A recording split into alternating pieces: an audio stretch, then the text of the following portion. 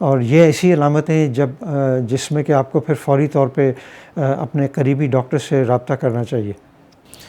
ٹھیک ہے سر، سینے کی جلن یا گرڈ جو ہے، تیزابیت جسے کہتے ہیں، اور بدہضمی، اس میں کچھ فرق ہے؟ بدہضمی ایکچولی ہر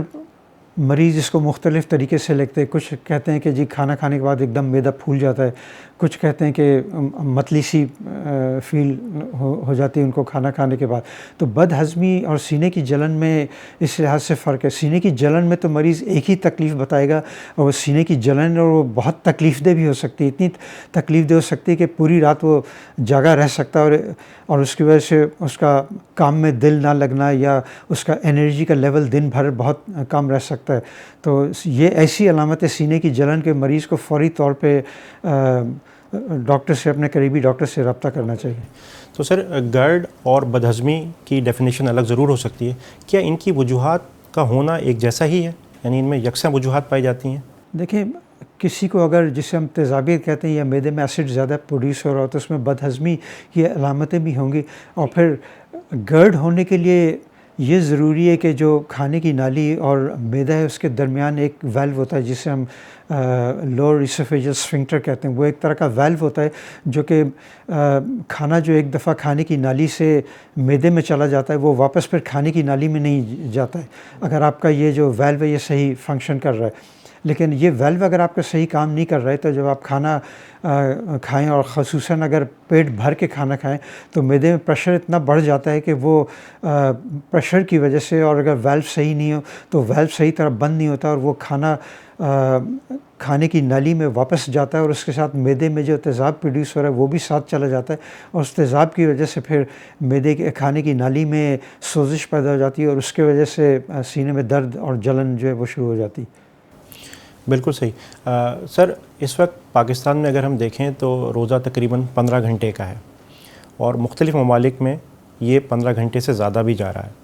سوال یہ ہے سر کہ اس روزے کے صحت پہ اثرات کیسے ہیں 15 گھنٹے یا اس سے زیادہ ہونے کی صورت میں؟ معدے کا یہ روزے کا صحت پر تو بہت اچھا اثر ہے۔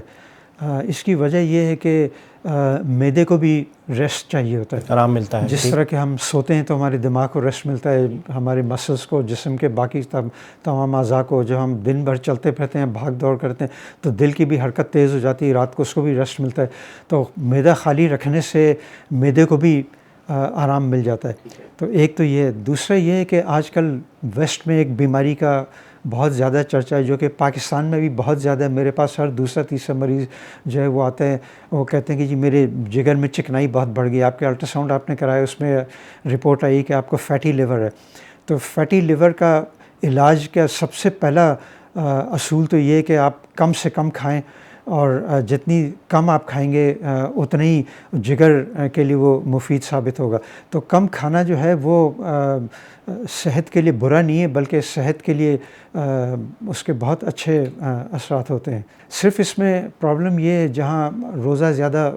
لمبا آپ نے بتایا، ایون پاکستان میں بھی جو 15 گھنٹے کا روزہ ہے، تو اس میں رمضان میں جس وجہ سے معدے کی تکلیفیں اور یہ تیزابیت کا مسئلہ بڑھ جاتا ہے، اس کی وجہ یہ کہ جہاں ہم پورے دن میں تھوڑا تھوڑا کر کے دن میں 4 5 6 دفعہ کھاتے ہیں،